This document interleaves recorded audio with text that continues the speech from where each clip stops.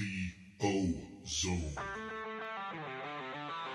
Welcome to the Ozone Podcast with Jaguars senior writer John Oehser.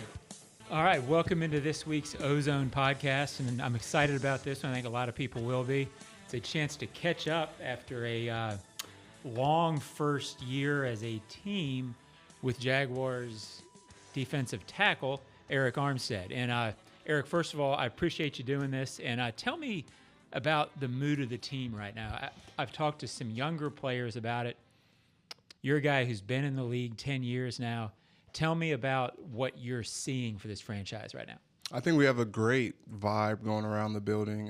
It feels very refreshing. Feels great, to be honest, to be a part of it and entering OTAs and getting back into football. I think we're on the forefront of a promising season. There's a lot of newness, which I think is great. A lot of first-timers, first-time head coach, first-time D coordinator, first-time GM. And I think with the first-timers, they bring a sense of refreshed energy, and that they want to get it right. And they're doing everything they can to make sure that we're headed in the right direction that we need to be. And so it's great to be a part of it. The energy has been great out at practice, in the building, and it's been a lot of fun to be a part of. How, again, you've seen a lot of coaches and a lot of different situations in the NFL. I know you don't deal with the GM that much as a player. You deal with your coaches. But do you get a vibe from Liam Cohen and James Gladstone and Tony Baselli? Just, I guess, how important is it for a group like that to be working together? And do players feel that when the structure is new and moving forward and has the energy that they do? I think you definitely feel that. You can always feel when leadership and people in certain positions are on one accord and it's cohesive. I was a part of a lot of coaching changes throughout my career, but I was also there for when Kyle Shanahan and John Lynch came in together. You could feel it. And you can always feel that from the very jump. Like they were in this together, it was cohesive, and they were going to make decisions as a united front. And so coming in together, and especially, like I said, being new and first-timers for them and having kind of those running mates to go through it with you, I think is going to bond them even closer together. And, they're taking those next steps to build the organization, how they best see fit. And it's a lot of exciting times. Now, without getting into specific details or the weirdness of last season, there's always weirdness when things go bad. As a team, had you ever been through a situation quite as it just kind of felt like a lost year for everybody? Yeah, it was definitely not a whole lot went well. Right. And especially I think that when you look coming into the season and, me coming here and looking at our roster and how promising we thought it all could be, it just never was really right. And shows how hard it can be, right? Shows how hard it can be. And, been in this league a long time. When you're winning, it solves a lot of problems. Your life is better. Your kids or your wife is happier. Right. You go home and it feels a lot all better. The food tastes better. Everything is much sweeter. Life is a lot better. But when you're losing in the NFL, life can be sour, and especially when you're dealing with the pressures of coaching and everyone. Right. We all have a job to do, and then you're dealing with letting the fans down and not giving them a product to be proud of, and what comes with that as well too. So. It's something that I've been a part of, unfortunately, and I've been a part of the other side, where you're dominating people every week, and things are very fun and life is great. So that's where we're trying to get to. Gotcha. And then at the end of that year, it was such an odd year, probably for you in a way, because at the end of that year, you get an award, an unbelievably well-deserved award that is a career-defining award in a way, the NFL Man of the Year. Mm-hmm. Tell me what that meant to you, and take me through that moment. And again, I guess just what that means to you, considering how you've approached your career. It's a huge honor, really. It just doesn't, winning an award like that just isn't about me. I think about all the people that have had impact in my life, from my family to, where I grew up in Sacramento, and coaches and guys and players that I played with, and other great men that I've been able to learn from. And, those are everybody who shaped you. Yeah, everyone who's shaped me and helped guide me to the point where I'm at in my life now.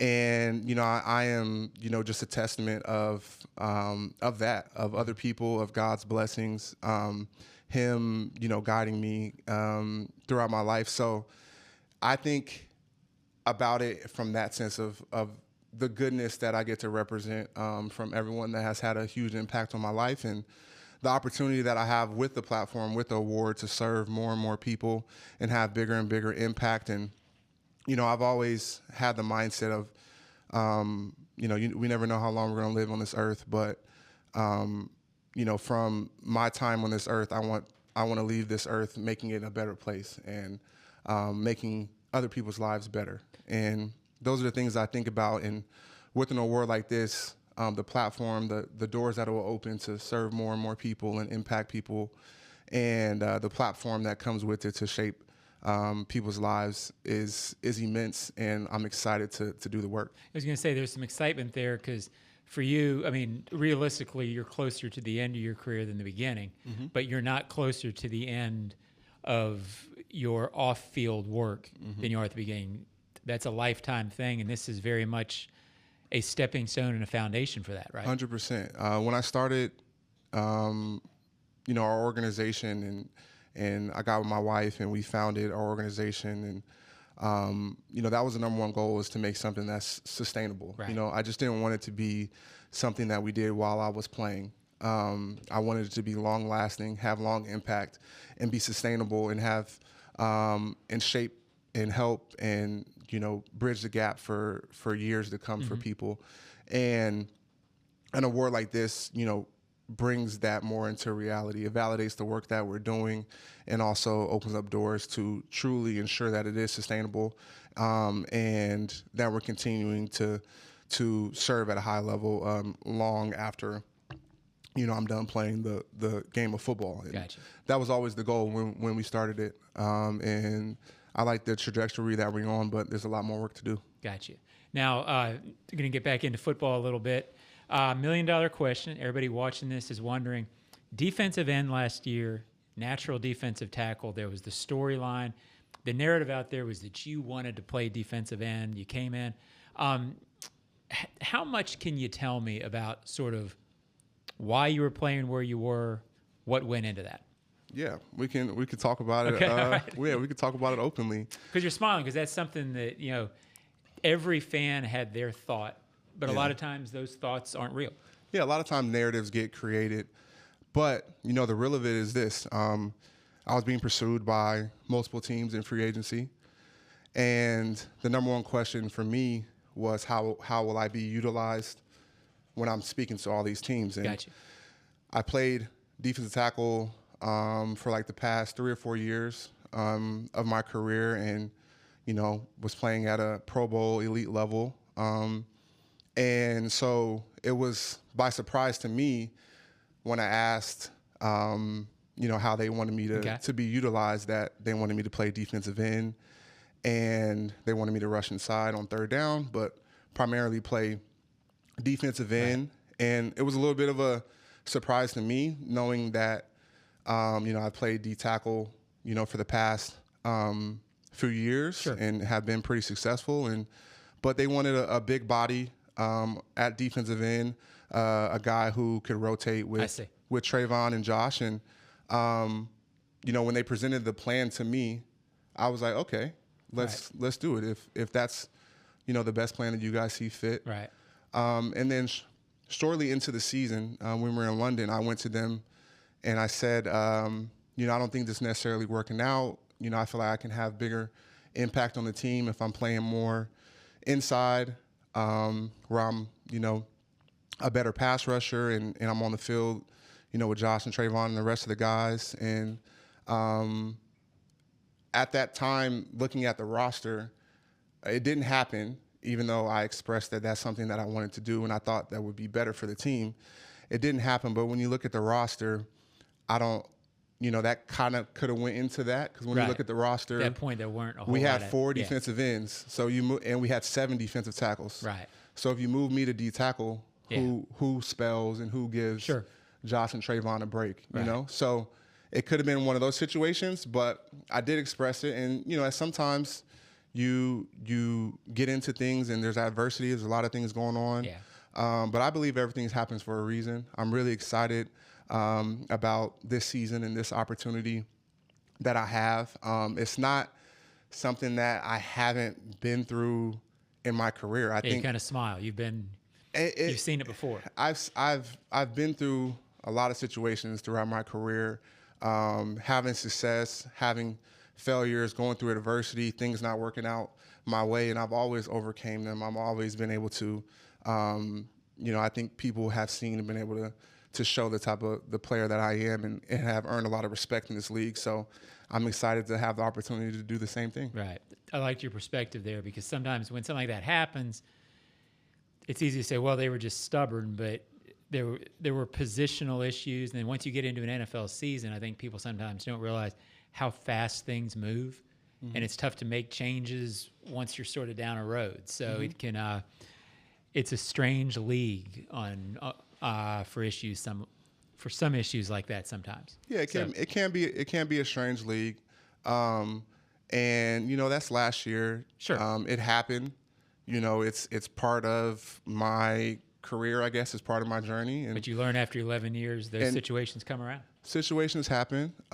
People talk. People say things, and you have an opportunity to. I'll always have an opportunity to show myself and show who I am, the type of player that I am. So. And sort of on that front, how much more?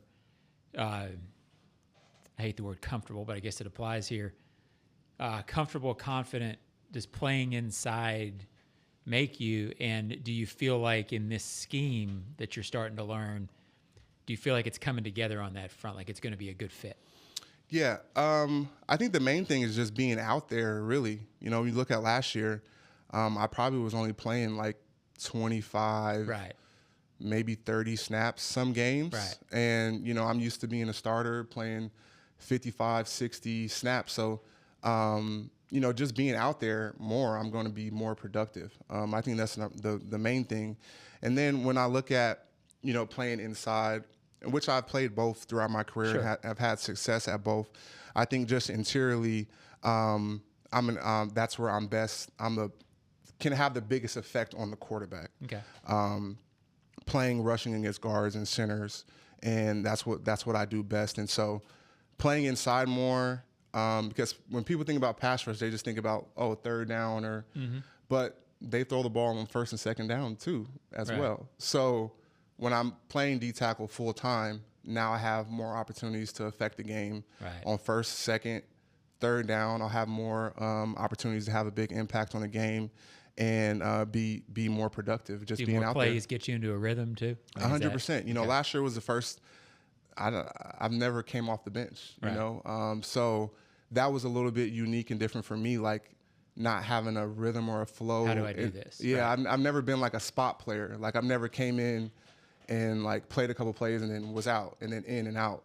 So like that, and now I have having gone through that experience, I have a lot of respect for guys who have that's like their role. Situational guys, right? Yeah, situational guys, because it's like that's tough to come in not be in a rhythm and be expected to play at a high level and then come out and then in and out. And so I gained a lot of going through this experience. I gained a lot of ton of respect for situational players, but I don't feel that I am that. And to be myself, I need to be out there.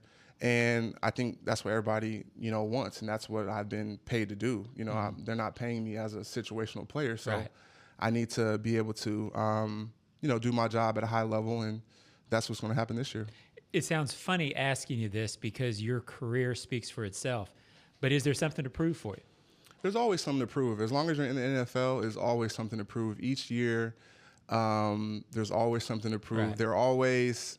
If there's not, you may as well get out, right? Yeah, no one, the last year's last year, good or bad. If you had an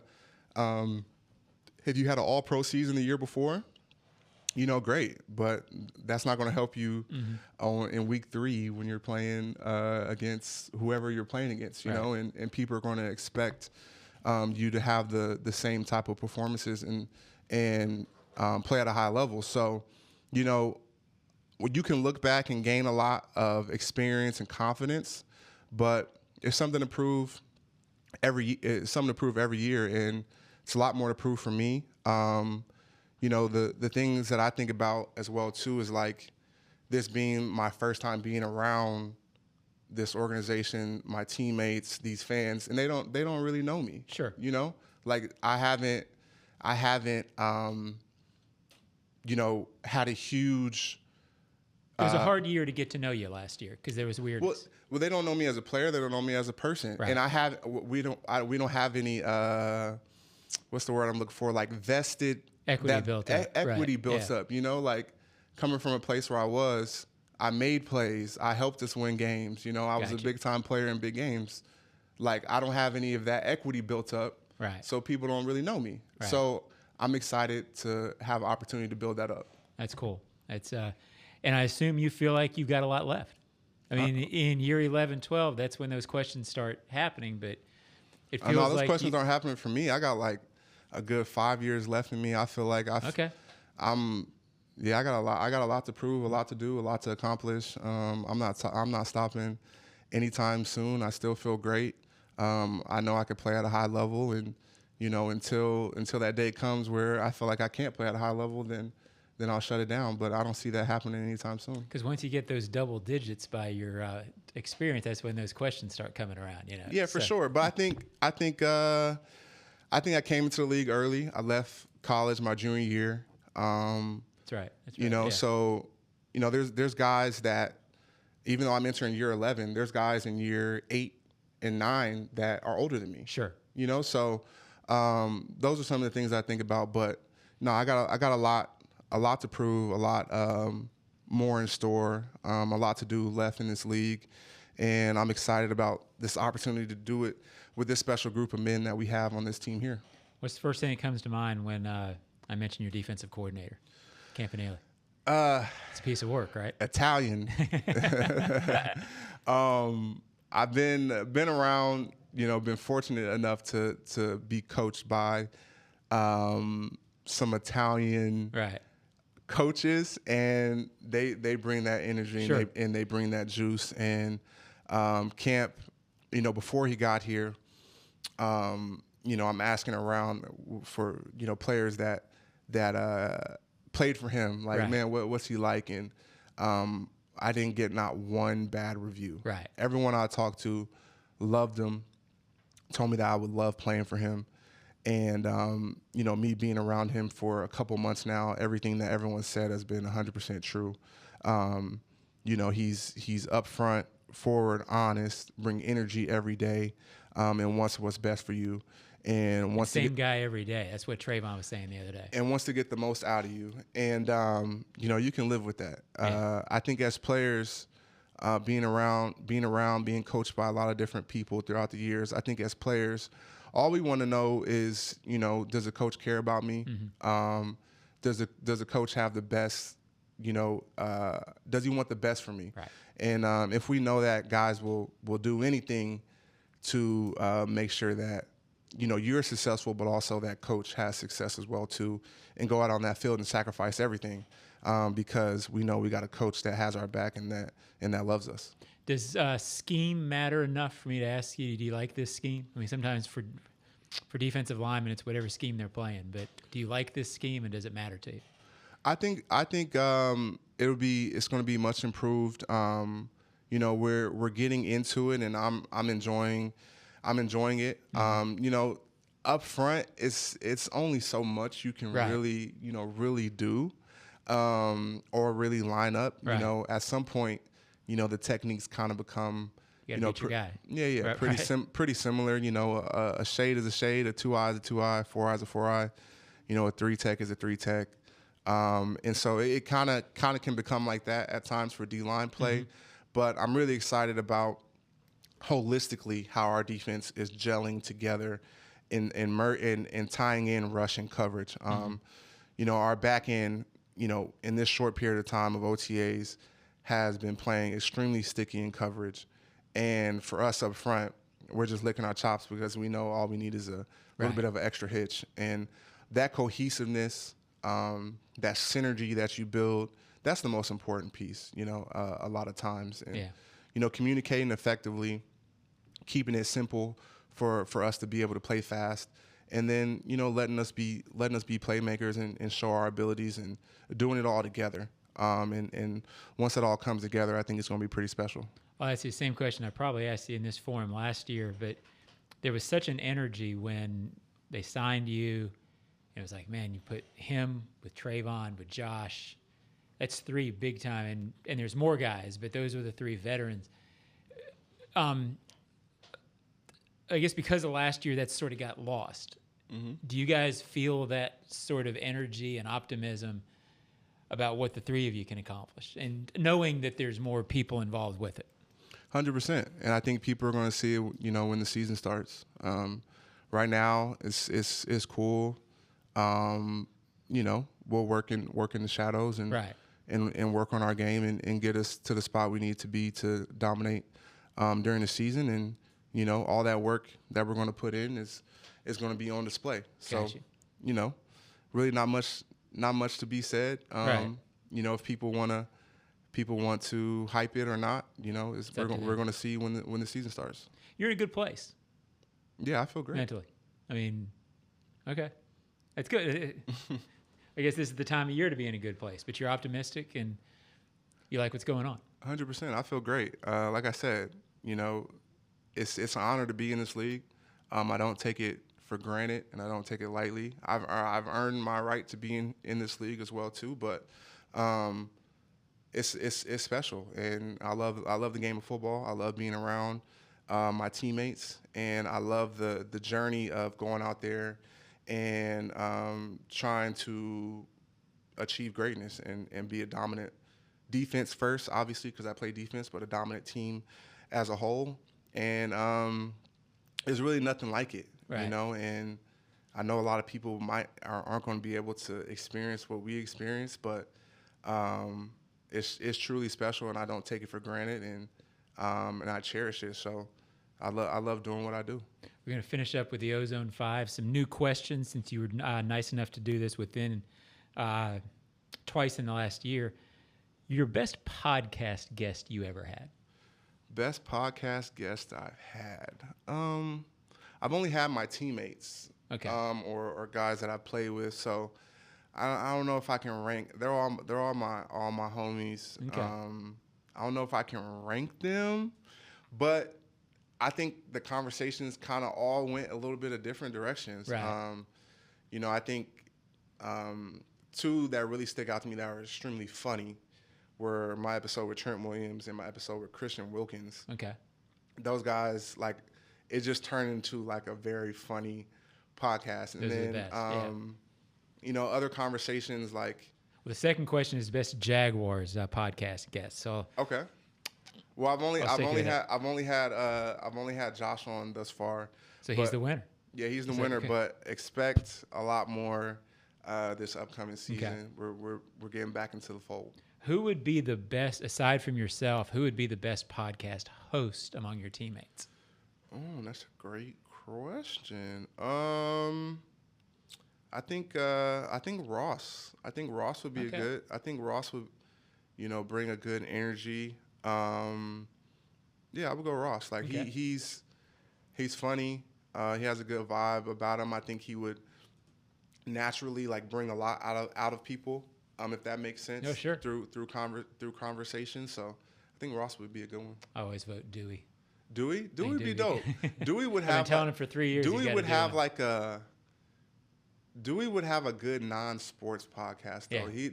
We could talk about some conspiracy theories and some different stuff. I've told him that's his post NFL career.